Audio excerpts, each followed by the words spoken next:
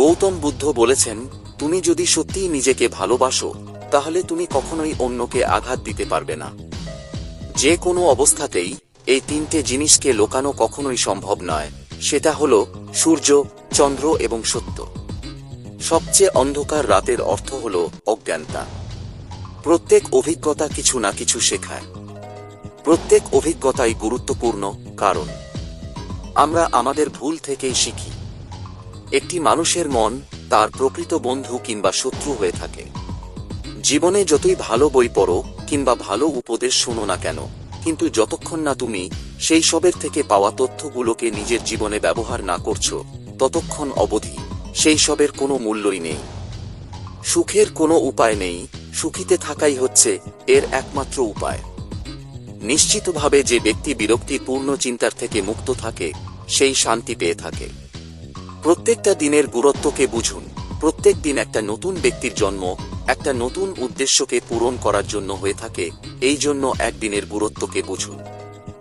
পরমাত্মা প্রত্যেকেই একই রকম করেছেন, পার্থক্য তো শুধু আমাদের মস্তিষ্কের ভিতরে।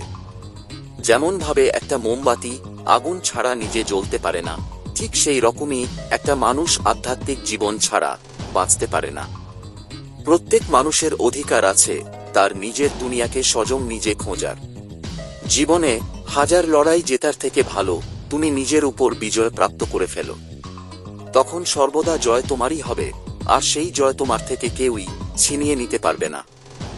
সত্যের পথে চলার সময় মানুষ মাত্র দুটো ভুলই করতে পারে। এক, সে হয়তো সেই পথকে পুরো শেষ করতে পারবে না, অথবা দুই, সে হয়তো সেই পথে যাওয়ার কোনোদিন চেষ্টাই করবে না। যে ভালোভাবে জীবন কাটিয়েছে সে মৃত্যুকেও ভয় পায় না।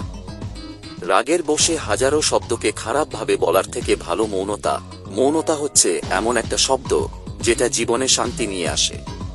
একটা শুদ্ধ এবং নিঃস্বার্থ জীবন যাপন করার জন্য একটা ব্যক্তিকে সবকিছুর মধ্যেও কিছুই নিজের না, এই ভাবনা রাখতে হবে। যে ব্যক্তি মানুষকে ভালোবাসে সে দুঃখের দ্বারা ঘিরে থাকে, এবং যে কাউকে ভালোবাসে না তার কোনো সংকট নেই। প্রত্যেক মানুষ তার স্বাস্থ্যের কিংবা রোগের সৃষ্টিকর্তা হয়ে থাকে। যদি আপনার দয়া আপনাকে সম্মিলিত করতে না পারে, তাহলে সেটা অসম্পূর্ণ হয়ে থাকে। প্রতিদিন সকালে আমাদের নতুন করে জন্ম হয়, তাই আজ আমরা কি করছি সেটাই সবথেকে বড় গুরুত্বপূর্ণ বিষয়।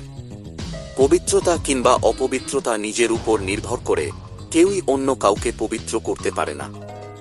নিজেকে বিজয়প্রাপ্ত করা অন্যের উপর বিজয়প্রাপ্ত করার থেকে বড় কাজ হয়ে থাকে।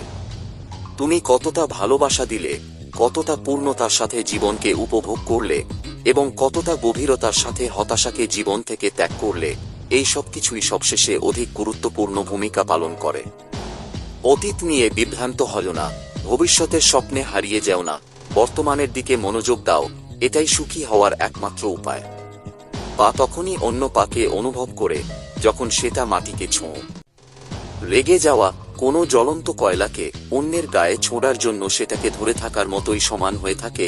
এটা সবার প্রথমে তোমাকে জ্বালাবে। কোনো খারাপ জিনিস কোনো খারাপ চিন্তা থেকেই আসে।